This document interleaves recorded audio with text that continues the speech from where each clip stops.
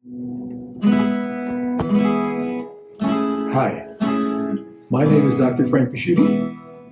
I'm a clinical psychologist, and this is my channel called Dr. Frank's Therapoems. Now, I'm the kind of doctor that's a clinical psychologist, and I've been a psychotherapist, clinical psychologist, for about 50 years. And recently retired, thought to myself, there might be things that I can share with people that could be found helpful that I learned over that period of time as a therapist. And one of the things I decided to do was to try to distill some major concepts down into some simple, rhyming, rhythmic poems that I call Therapoems. And the reason I call them Therapoems is because they're mostly related to topics that come up in therapy. And they're the kinds of metaphors and analogies that people remember later on. Oftentimes, long after their therapy is over, they may hold on to one of those metaphors, and it just gives them a reminder of what they have done, worked so hard on trying to accomplish. So today, I'm going to get into an area that is pretty familiar to most people who've been in therapy. It's the area of feelings. So, how do you feel? And it's easier to ask somebody how they feel than it is to answer that question sometimes, because we're not always on top of how we feel. Some feelings come more easy to us, other ones are a little more difficult to identify. And some people are more comfortable expressing certain feelings and not comfortable expressing others. Over the years, you might say, particularly in my generation, men may have been more comfortable expressing anger and less comfortable expressing sadness. And women, the reverse. Many times they would feel sad when they were actually angry. And yet, it's not uncommon for people to go to a familiar affect first, just to discharge some of that emotional energy, when actually underlying it is another feeling. That often, if you ask what else is going on, they'll drop into it. So many times, a woman who might be crying might even get angry and say, I don't like feeling, like crying because I'm really angry about this. Or a guy might start being angry and then all of a sudden he'll realize how much hurt and pain he's feeling and actually feel like a good cry would be helpful. So I want to talk a little bit about a couple of poems that I wrote that touch on various aspects of feelings. And the first one I'm going to read to you, and then I'll talk a little bit more about it. It's called Damn Those Tears. And damn can be a double entendre there, because it could be damn as in hold them back versus damn those tears. So let me read this to you, and then I'll talk more about the theme that it brings out. There are three that I'll share with you today. So this one is Damn Those Tears. He shut them down, those crying tears, like capping off a well. When life dealt him some sad events, his heart could only swell. He got so full he'd nearly burst, but never let them flow. And over time, when they'd arise, he wouldn't even know. Appearing strong, unbreakable, a man who's made of steel, if others' sad emotions flow, they weren't the ones he'd feel. He'd stand there with a poker face, a real-life Mr. Spock. He'd offer no compassion, show the softness of a rock. But then one day, the mother lode of sad events occurred. Someone he loved was gone for good, and then his vision blurred. He fell into a panic for things he could not see. The fear got overwhelming, a threat he couldn't flee. He tried to gain composure and eradicate the fear, but he could tell that didn't work. He felt like death was near. The feelings overwhelmed him. A tidal wave they seemed, an internal tsunami, a nightmare never dreamed. Despite his best defended ways to clinch and grit his teeth, he burst into a passionate cry, and it gave him great relief. With further help, he also learned, when modulated right, that letting all his feelings flow can even bring insight. Not giving into feelings he thought gave him control. But now he sees those shut down years had taken quite a toll. The feelings that he tried so hard to not experience deprived him of a richer life that came at his expense. Our tears come for a reason. It's just a simple fact. It does far more harm than good to hold those teardrops back. So what was I trying to convey here? Now, as you can see, this is a therapoem, and it's made to purposely be structured to rhyme and to have a rhythm to it. It's not the kind of poem that's going to be difficult to unpack. You're not going to have to wonder what the poet was saying. And I have total respect for more complex poetry where trying to figure out what the poem is about, especially with others, people can project into the poem and learn all kinds of things that go beyond what the poet meant. But here I'm being very specific. And if you have related to any of this, you might realize this man was having a panic attack. I've worked with many people having panic attacks. They're no fun. And many times people think they're losing their mind. They end up in emergency rooms. They don't know what's going on.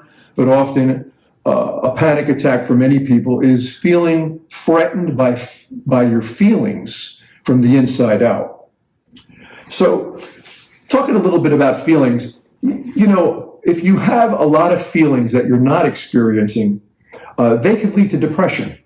It's almost as if to say, I have a lot of rage in me, but I'm uncomfortable with anger. I have deep sadness, but I'm so uncomfortable with losing control that what I do is I shut down the whole system.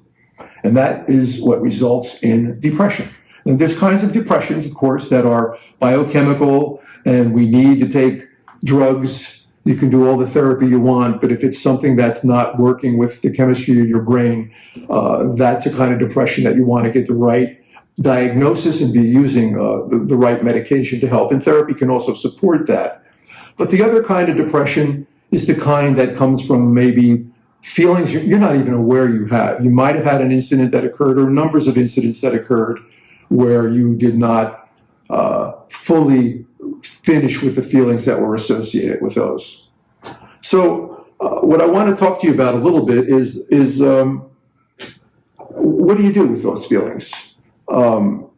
People, there's a notion of calling of an emotional IQ, where some people are just very aware of their feelings, and you know, there's people who have high social IQs, high intellectual IQs, high moral IQs, and people who have high emotional IQs. I saw a movie recently with the fella in the movie, and throughout the movie, I watched him just absolutely bring forth deep, deep sadness. And at another time, he was bringing forth all kinds of rage. And at another time, you can see him just totally trembling with fear.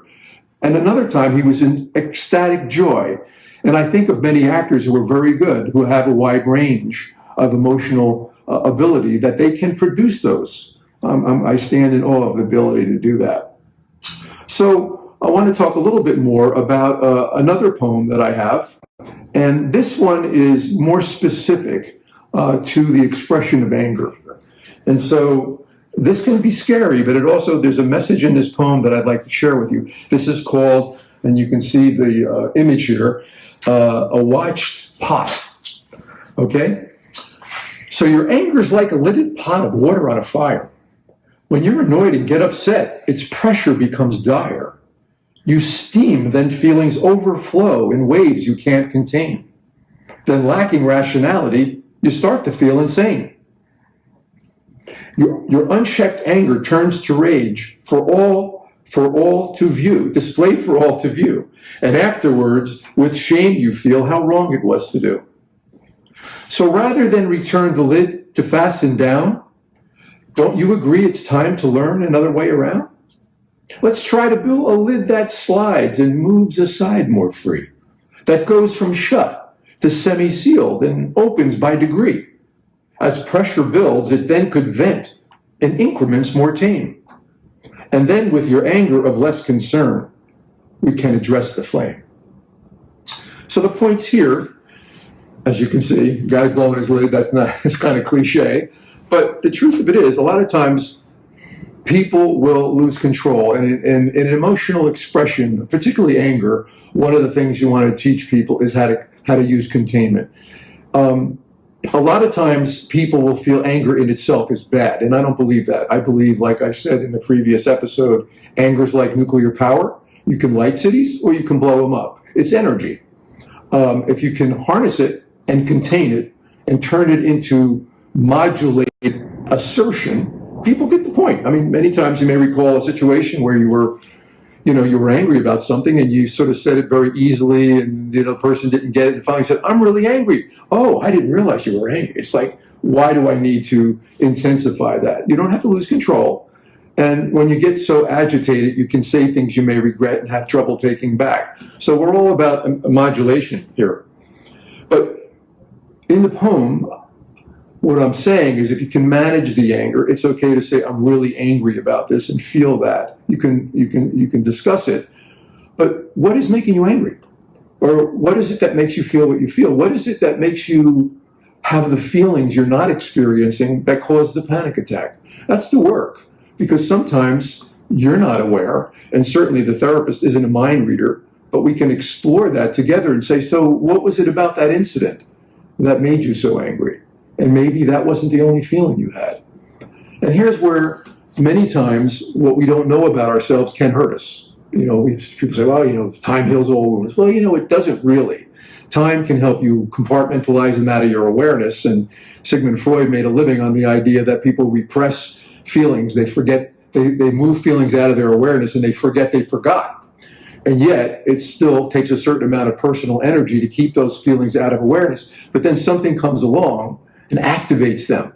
Now, you could say that's bad, but if it's a relationship, sometimes it maybe moves to the surface and enables you to do some healing around that. But it could cause a mess a little bit in between.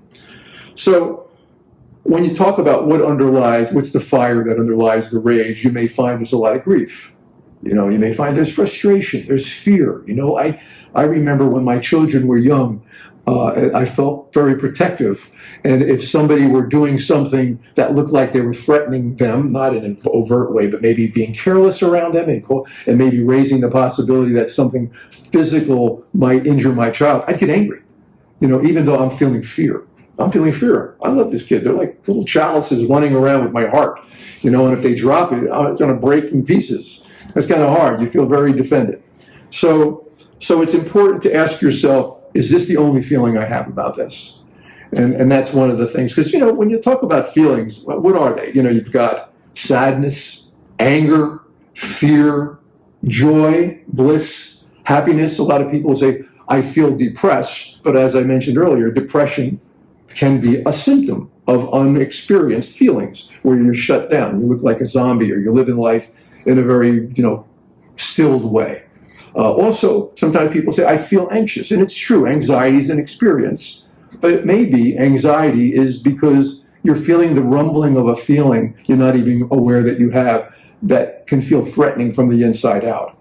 And sometimes people will say, I've always heard the saying, anxiety is the threshold to new learning. So you might feel anxious, but you might be on the cusp or about to make some changes or experience a feeling.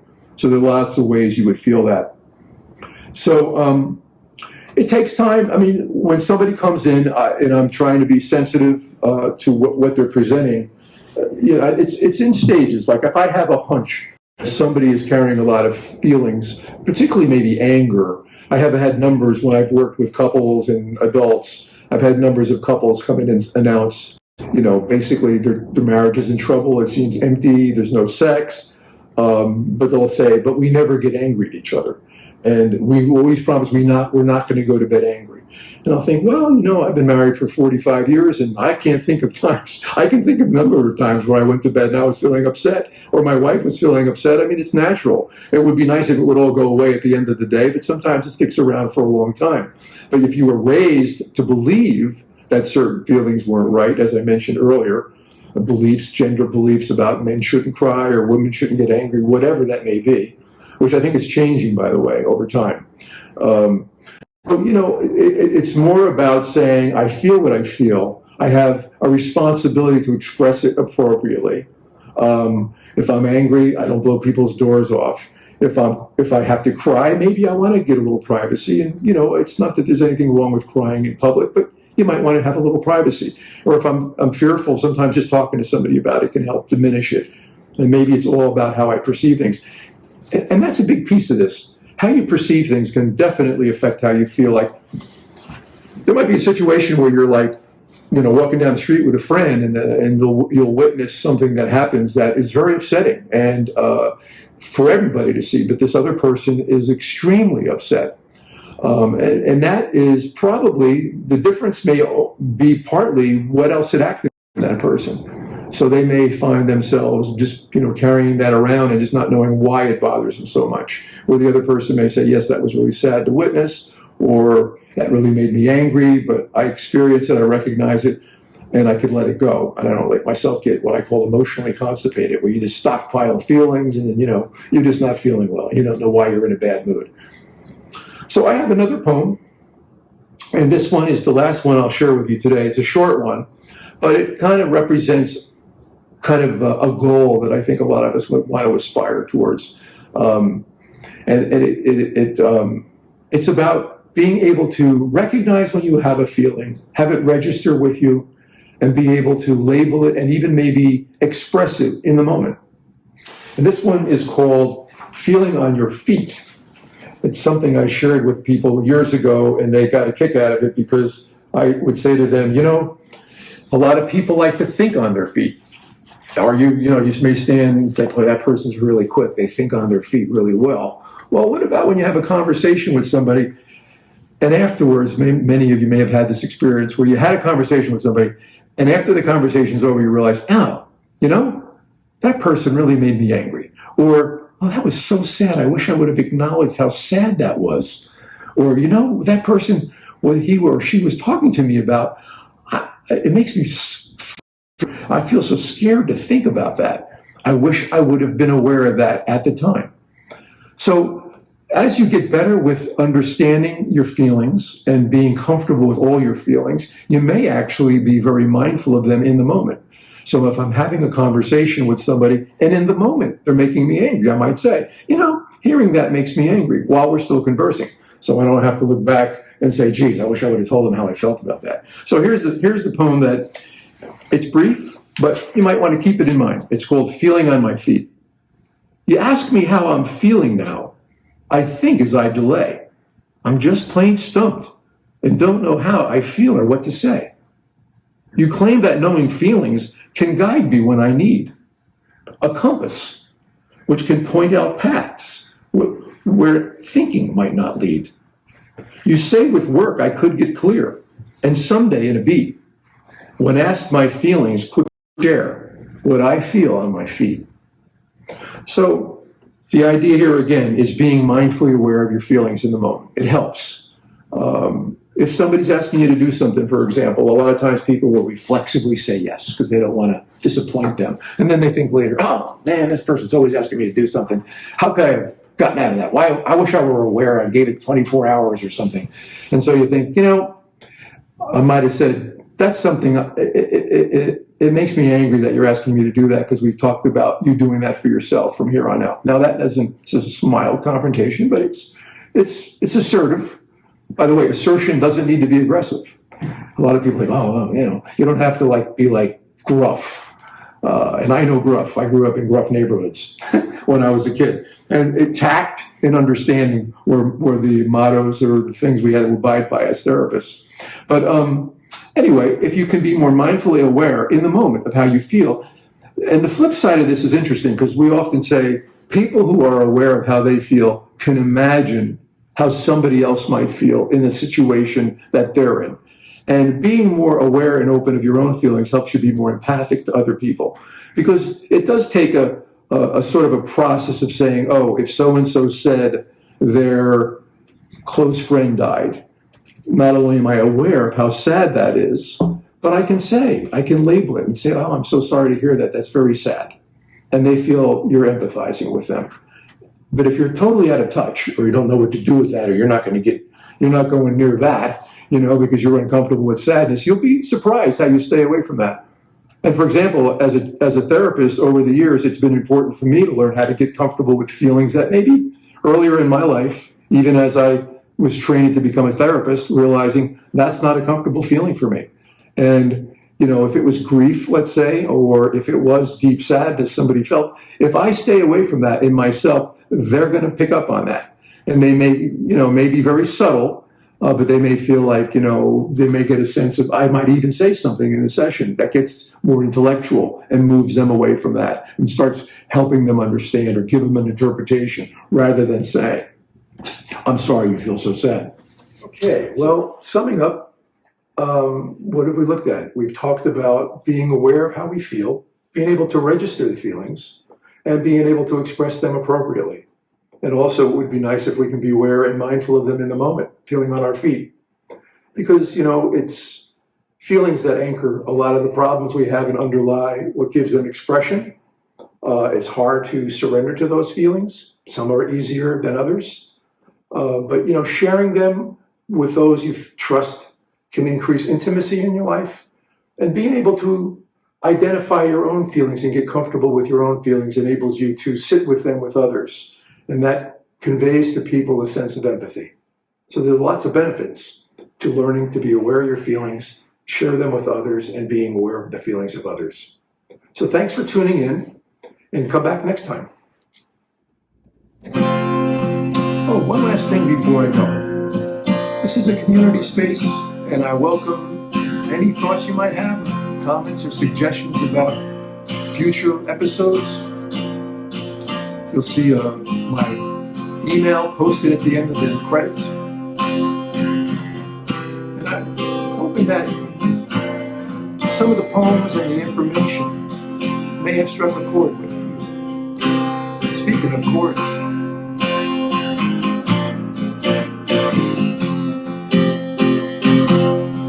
and so for now, I'll say goodbye and hope you'll try to give some thought to what was taught, and then abide in a place of peacefulness with lots of happiness inside. Dr. Frank's Therapoems was produced by The Splash Marketing. The poems and illustrations can be found in his book, Can I Be Frank? Poetic Insights that Empower and Inspire. Illustrations in the book are provided by Craig M. Lindamman. You're welcome to share these poems for non-profit purposes, but please remember to cite their source. Dr. Frank can be contacted at dr.frankstherapoems@gmail.com.